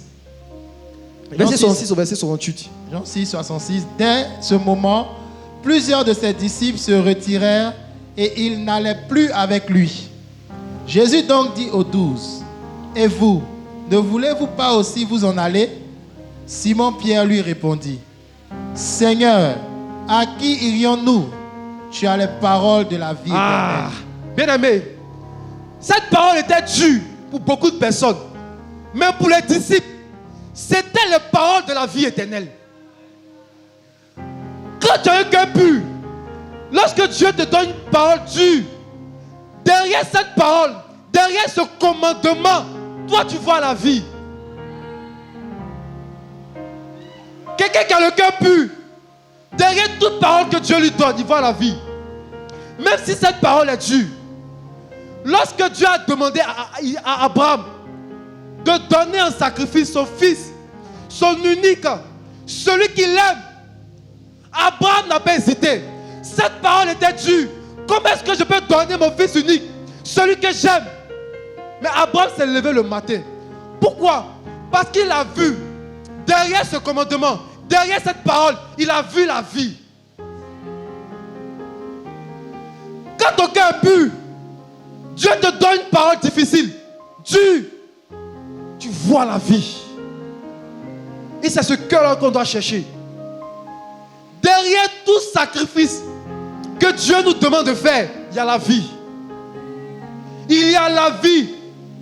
Et quand vous allez lire Hébreu, l'auteur d'Hébreu dit que Abraham a retrouvé son fils sous forme de résurrection. Parce qu'en partant donner son fils, Seigneur, en partant donner son fils, Abraham ne disait pas qu'il partait assister à la mort de son fils. Il partait assister à la résurrection de son fils. Il partait assister à la résurrection de son fils. Pendant tout le chemin, il n'a jamais pensé qu'il partait perdre son fils. Et parfois, Dieu vous demande des choses. Vous dites dans votre cœur, c'est pour me tuer. Je vais vous donner un témoignage. C'est à la retraite passée. J'ai un frère que j'aime bien, un homme de Dieu, qui est venu et j'ai vu son téléphone. J'ai dit non, un tel homme de Dieu ne peut pas avoir ce téléphone, c'est pas possible. Non, c'était pas possible. C'était vraiment, il a une bénédiction pour beaucoup d'entre nous. Et quand j'ai vu son téléphone, j'ai dit non, c'est pas possible. Souvent, quand tu vois Dieu, pour avoir des visions, ce n'est pas, je vous assure, ce n'est pas un écran télé que tu vas voir. En fait, parfois la vision vient répondre aux besoins de quelqu'un. Quand tu sens que dans ton cœur, tu dois répondre aux besoins de quelqu'un, tu viens d'avoir une vision. Et moi, ce jour-là, je parlais avec lui. Bien aimé, je n'ai pas eu d'image. Mais quand j'ai vu son téléphone, j'ai eu une vision. Je dis, mais il faut que je change ce téléphone. Et j'ai vu ma femme. On s'est mis d'accord. J'ai pris dans mes économies. J'ai acheté ce téléphone. Et ce n'est pas encore dur. Moi-même, j'avais 2 téléphones. Et parmi mes téléphones, il y a un qui était cassé. Et je cherchais aussi à changer ce téléphone. Et une fois, on était avec l'homme de Dieu. J'avais acheté le téléphone, c'était avec moi. Et puis je le vois. Il sort un iPhone que moi, je n'ai pas. Il sort un iPhone. Apparemment, quelqu'un a eu la même vision que moi aussi. Et là, cette personne lui a donné un téléphone, un iPhone. Donc j'ai commencé à hésiter. J'ai dit non, mais c'est que peut-être j'ai mal compris la vision. Peut-être que le téléphone que j'ai acheté, c'est pour moi. Dieu veut que je change mon téléphone qui est cassé. Mais je sentais dans mon cœur qu'il fallait que je lui donne le téléphone. Parce que la Bible dit qu'à celui qui l'a, on en donnera, afin qu'il soit dans l'abondance. Et j'ai résisté avec cette pensée. J'ai fait exprès. J'ai demandé au frère. C'est comment? Ah ouais, c'est que Dieu m'a dit, mais il a dit un téléphone. Les gars m'ont dit non, si c'est Dieu qui t'a dit de donner, il faut donner. Et j'ai pris sur moi, ça m'a fait mal. Mais je lui ai donné le téléphone. Et il m'a rendu ce témoignage. Je ne lui ai pas donné un iPhone, je lui ai donné un Samsung. Mais il dit que c'est le téléphone que tu m'as donné qui m'a le plus touché. C'est le téléphone que tu m'as donné qui m'a le plus touché. En fait, en posant ce tac-là, il y a une vie que j'ai reçue. Il y a une vie que j'ai reçue. Donc quand Dieu parfois te donne des paroles qui sont dures, difficiles, c'est parce qu'il y a une vie qu'il veut te communiquer. Et ce qui va te permettre de savoir ça, c'est la pureté de ton cœur. En fait, il ne faut jamais soupçonner Dieu de te faire du mal. Il ne faut jamais soupçonner Dieu de te faire du mal. Même quand Dieu t'attriste, on dit c'est pour te sauver. En réalité, Dieu ne te fait pas du mal. Dieu veut te sauver.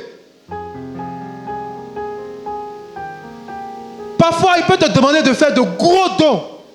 C'est parce qu'il veut te sauver de la cupidité. Ce n'est pas parce qu'il ne t'aime pas. Dieu t'aime. S'il ne t'aimait pas, il n'allait pas donner son Fils unique. Le Fils unique de Dieu est une preuve suffisante de l'amour qu'il a pour nous.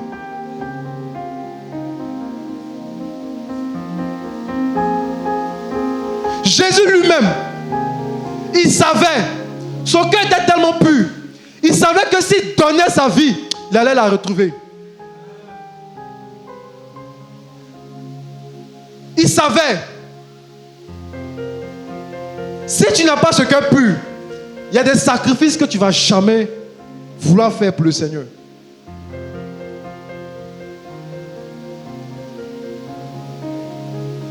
Dieu veut que tu meurs à toi. Donc parfois, il va te donner des paroles qui sont dures. Et c'est de l'amour. Il t'aime. Il t'aime. Parfois pour nous purifier. Pour rendre notre cœur pur. Dieu nous pousse à faire certains sacrifices.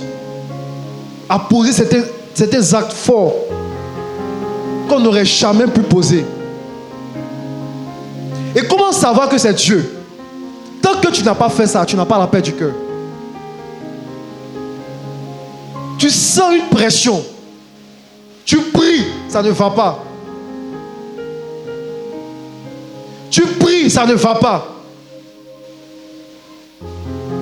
Tu sens dans ton cœur que tu dois faire telle ou telle chose. Tu as prié, ça ne va pas. Dieu te parle. Ce matin, Dieu te parle.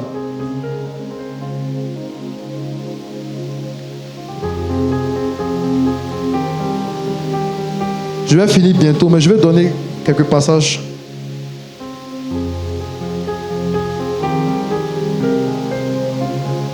Tu peux lire Psaume 24, verset 3. Du verset 3 au verset 4, s'il te plaît. Psaume 24, le verset 3. Qui pourra monter à la montagne de l'Éternel? Qui s'élèvera jusqu'à son lieu saint? Celui qui a la main innocente et le cœur pur, celui qui ne livre pas son âme au mensonge et qui ne jure pas pour tromper. Qui pourra monter à la montagne de l'Éternel? Parfois, quand on jeûne, on dit je suis sur la montagne. Mais ce qui t'envoie réellement sur la montagne, c'est la motivation qui t'ont poussé à jeûner. Si tes motivations ne sont pas pures, tu es en train de monter sur ta propre montagne, mais pas sur la montagne de l'Éternel. Si tu jeûnes et que tu veux monter sur la montagne de l'Éternel, il faut que ton cœur soit pur. Il faut que quand tu montes, ce soit pour de bonnes choses, de bonnes intentions. Il ne faudrait pas monter. Il y a des gens qui montent sur la montagne parce qu'ils veulent avoir plus de dons spirituels que tout le monde. Ils veulent être le plus grand. Ils veulent être le plus élevé. Ils veulent être celui de qui on parle chaque jour. Tu n'es pas monté sur la montagne. Est-ce qu'on est délivré ce matin? Yes. Tu n'es pas monté sur la montagne. David pose cette question. Qui montera? Ça veut dire que ce n'est pas tout le monde qui monte. Il y a des conditions. Pour monter sur la montagne de Yahweh, il y a des conditions. Le cœur pur et les mains innocentes. Donc si tu dois monter sur la montagne, lorsque Daniel est monté sur la montagne, quand il a commencé à jeûner, regardez ses motivations. Regardez les motivations de ceux qui jeûnaient dans la parole de Dieu. Regardez les motivations. C'était juste pour comprendre les Écritures. D'autres c'était juste pour connaître Dieu davantage. Ça, c'est de bonnes motivations. Quand tu jeûnes avec ces motivations, tu es sur la montagne. Mais quand tu jeûnes avec de mauvaises motivations, tu es sur ta montagne. Pas sur la montagne de Yahweh, mais sur ta montagne que toi-même tu as établie.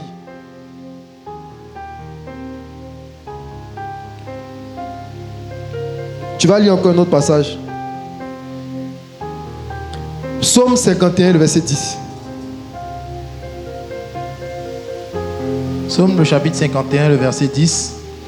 Annonce-moi l'allégresse et la joie, et les eaux que tu as brisées se réjouiront. Non, je cherche le passage où il dit: oh Dieu, crée en moi un cœur pur, renouvelle en moi un esprit bien disposé. Verset 12. Ô Dieu, crée en moi un cœur pur, renouvelle en moi un esprit bien disposé. Amen. Oh Dieu, crée en moi un cœur pur. C'est Dieu qui crée en nous un cœur pur. En fait, ce n'est pas de notre capacité. Je veux qu'on fasse bien la différence. Ce n'est pas de notre capacité. Celui qui a dit: oh Dieu, crée en moi un cœur pur. Rappelez-vous, c'est parce que son cœur était pur qu'il était devenu roi. Mais rappelez-vous, à un moment de sa marche avec le Seigneur, son cœur était devenu impur. Pourquoi? Il a commis l'adultère et puis il a prémédité la mort de Uri. C'est bien ça, Uri. Il a prémédité sa mort. Donc, David avait constaté que son cœur n'était plus pur. Il dit: Seigneur, crée en moi un cœur pur. Voici la prière qu'on doit faire, bien-aimé. Crée en moi un cœur pur. Voici la prière des hommes qui sont loin et des hommes que Dieu élève. C'est des personnes qui prient régulièrement par rapport à leur cœur, qui demandent au Seigneur de leur créer un cœur pur.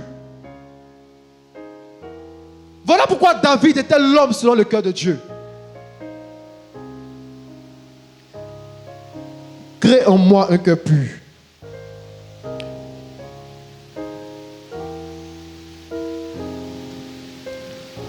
Crée en moi un cœur pur.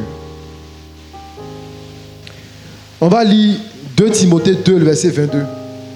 Là-dedans, dernier passage. 2 Timothée 2, le verset 22. Fuis les passions de la jeunesse et recherche la justice, la foi, la charité, la paix, avec ceux qui invoquent le Seigneur d'un cœur pur. Amen. Fuis les passions de la jeunesse. Il y a beaucoup de jeunes qui essaient de fuir les passions de la jeunesse.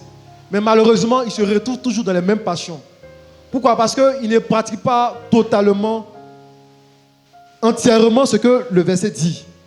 Non seulement on te dit de fuir les passions de la jeunesse, mais en plus de ça, on te dit de rechercher le Seigneur avec ceux qui invoquent le Seigneur d'un cœur pur. En méditant là-dessus, on comprend qu'on ne recherche pas le Seigneur seul. La Bible déclare qu'il est bon pour les frères et sœurs de demeurer ensemble.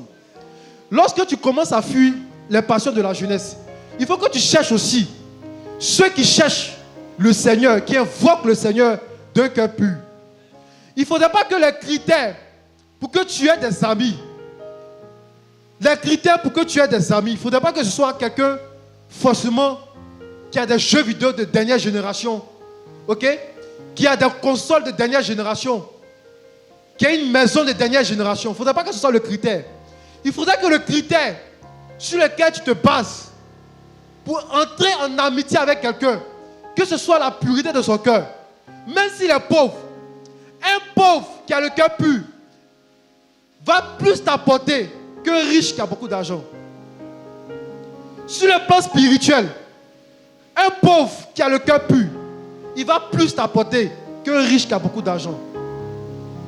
Donc, changeons un peu les motivations, nous les jeunes. Avant qu'on était jeunes, on cherchait toujours à être amis avec celui qui avait les jeux de dernière génération, celui qui était à la page, tout ça. Et ce n'est pas des bonnes motivations, des bonnes raisons pour trouver des amis. Amen. On va terminer avec ce passage. Je vais donner un dernier passage et puis on va prier. Il s'agit de Jacques 4, du verset 8 au verset 10.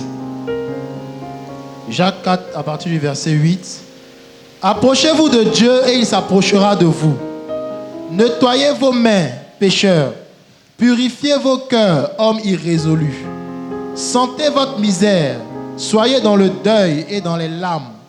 Que votre rire se change en deuil, que votre joie en tristesse. Humiliez-vous devant le Seigneur et il vous élèvera. Amen. Jacques dit ici, sentez votre misère.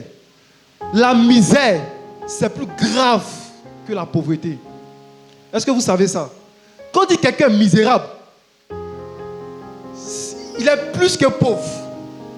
Or, la Bible dit que notre Dieu, à lui appartient l'or et l'argent. Au fait, quand ton cœur n'est pas pur, tu ne peux pas rentrer en possession des bénédictions de Dieu, de tout ce que Dieu possède. Tu dois sentir que tu es misérable. Quand ton cœur n'est pas pur, dans le monde spirituel,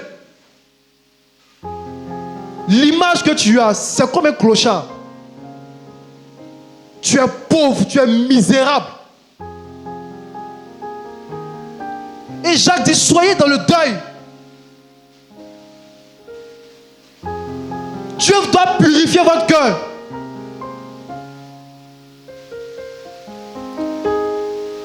Si tu es là ce matin et que tu t'es vraiment senti concerné par ce message, il faut que tu dises au Seigneur que tu es pauvre, que tu es misérable et que tu as besoin qu'il purifie ton cœur. Tu as besoin qu'il te touche ce matin. Est-ce qu'on peut prier? Est-ce qu'on peut prier?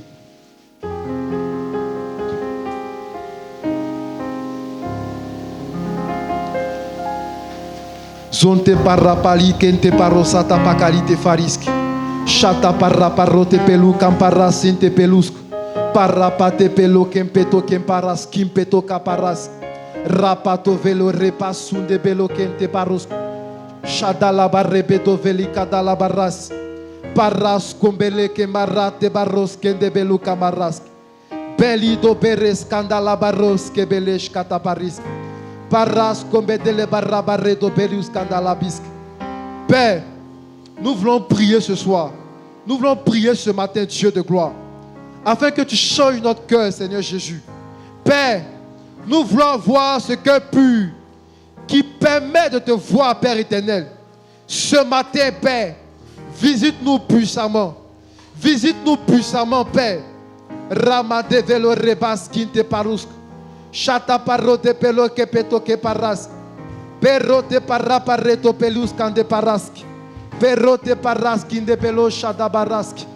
Bintele paras son de pelo kada barask. Je ne t'entends pas prier. Il faut que tu pries. Il faut que tu demandes au Seigneur ce cœur. Ce cœur qui ne soupçonne pas le mal. Ce cœur qui bénit ses ennemis. Ce cœur qui voit derrière toute parole, derrière tout commandement que Dieu donne, une parole qui donne la vie. Rabasum bedele barabado kemedo. Rabasum dele barabade velu. Parabaso bedele parai. Embarreba kudele shakata paros. Mente bisco pereski te pelu. Rabasum bedele parai. Kendela parasco bede. Parabasco bedele baraka dabaris. Shata paros kinte peloka. Empariso te pelocaria. Empeto kempes kumpete kepe. Impare pasum pete kepe. Shata parapos kimpete kepe. Anta barasi peto. Aras kadabara. Erapa dabarosco. Mande la parasca de pe. Mande varasco de pe. Shata pakate pe. Ma parapos kinte pelu. Rapas kimpete le parai. Ishete pelo kepe. Shata parai te pe. Père. Père.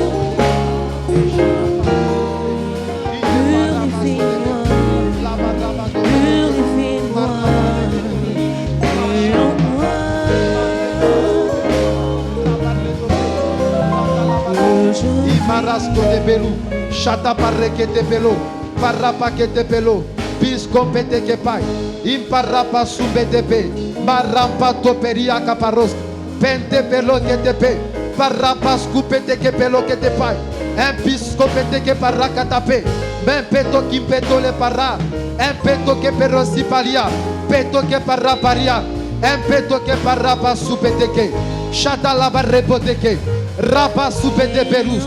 Rabade que dolepa, riparia, sompea, ula ripaya, esquinte parusca pari, eva repa supedeke, rapatepe, rapatepe, rapatepe, chaka parepeto kepe, impeto ki pesco te pari, mempeto ki peros kipe, rapa supetepe, rapatepe repete, rapalis cabaros, raparis cabelos, marapetope, imes cometape. Embeto kembete kabai, sote peros kibetai, repas soupete, ah, ipes comparia. Père, nous voulons ce cœur pur, Père. Nous voulons ce cœur pur, Seigneur. Rapas soupete pelos qui te peruska, marama de peluska da barros, machata pakate poros qui te peluska, chaparapa sopere qui te peluska, mandara paros qui te peluska. Pendant qu'on est à la prière, j'aimerais demander à tous ceux qui se sont vraiment sentis concernés par ce message de venir devant. Si tu sais que tu n'as pas un cœur pur et que tu es vraiment quelqu'un de méchant et que tu fais des efforts, tu n'y arrives pas, s'il te plaît, viens devant. On va prier pour toi. Shudele marakata barosom peteki. Peria manto pores kandabara simbede. Marapa supeteke parasalia patoko. Bashindali pakadala baros. Ere sanda baraso de belu. Bandala barabasco de belu. Mendele barabaso bedele barabaso de belu. Rapateke tolopo shaka barabasope. Repata parapa ropes kimpeto kamarai. Empeto kinte pelos kimpeto kaparai. Emparaso de belu kabarai. Empeto le rapa rapa resco de la barai. Embedole shkada la barra kede. Kede shkade la barra skude beluska. Rabate belo repaski beto ke parra. Amparra pas kompete ke beluska. Est-ce que vous pouvez juste mettre votre main sur votre cœur? Père, voici ton peuple, Seigneur. Nous prions, Père éternel, mon Dieu, afin que ce matin, tu crées en chacun de nous, Père éternel, un cœur pur, Seigneur. Voici, Dieu de gloire, tes enfants qui se sont approchés de toi, Père éternel. Oh Dieu de gloire, Père, qui se sont approchés de toi, qui souhaitent avoir un cœur pur, Dieu de gloire. Un cœur pur, Seigneur Jésus. Un cœur habillé, un cœur, Père, qui voit, Seigneur mon Dieu, derrière toute parole, Seigneur, que tu leur demandes, toute obéissance à laquelle tu les appelles, Seigneur, une parole de vie, Père éternel. Que toi-même, Père, tu les touches, Papa. Que toi-même, Père, tu les touches, Papa. Que, Seigneur, Père éternel, nous rentrons dans une saison, Père, de sainteté. Une saison d'extrême sainteté, Père, au nom de Jésus. Que notre cœur, Père, ne supporte plus les pensées impures. Que notre cœur, Père, ne supporte plus les pensées impures. Rabat de velo rebe soudé. Rabat di chataka roskideli. Varado velo ribas kindebe. Embeda la barrobe skinde barus. Mais chete palaka de Paris. Ma repeto kepe. Maintenant même, Dieu change ton cœur. Dieu crée en toi un nouveau cœur. Un cœur pur. Un cœur pur. Un cœur pur. Un cœur pur. Dieu crée en toi un cœur pur. Dieu crée en toi un cœur pur. Un cœur pur. Un cœur pur. À partir de maintenant, tu vas aimer tes ennemis. À partir de maintenant, tu vas apprendre à souhaiter que du bien à tes ennemis. À partir de maintenant, Dieu change ton cœur. Les barabaso de belo kadabarai. Chata parabaroso de belu kaparai. Chite le parakata paroso towe. Merci Père pour ton peuple. Vous pouvez vous asseoir.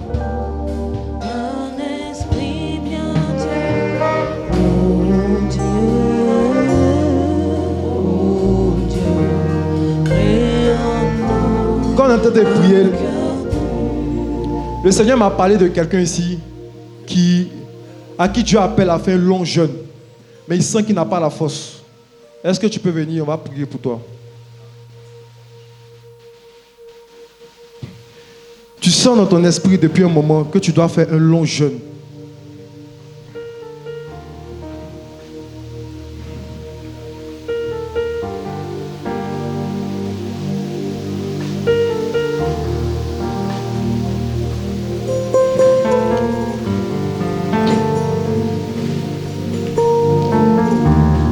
Père, je voudrais prier au nom de Jésus que cette même force que tu m'as donné de jeûner longtemps.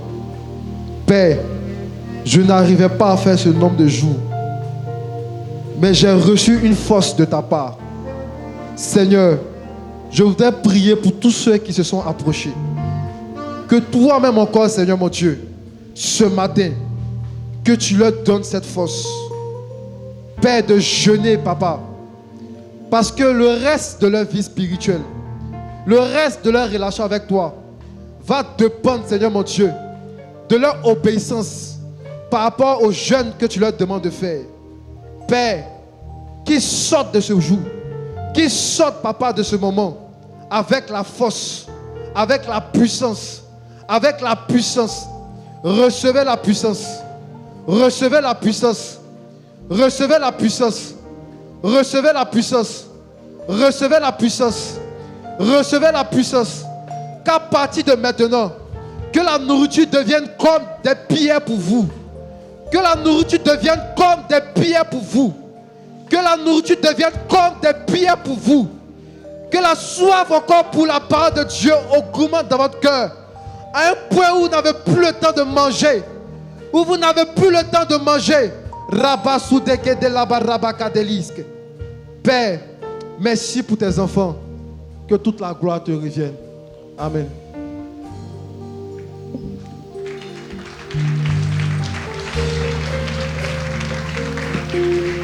Alléluia. Est-ce qu'on peut acclamer le Seigneur encore?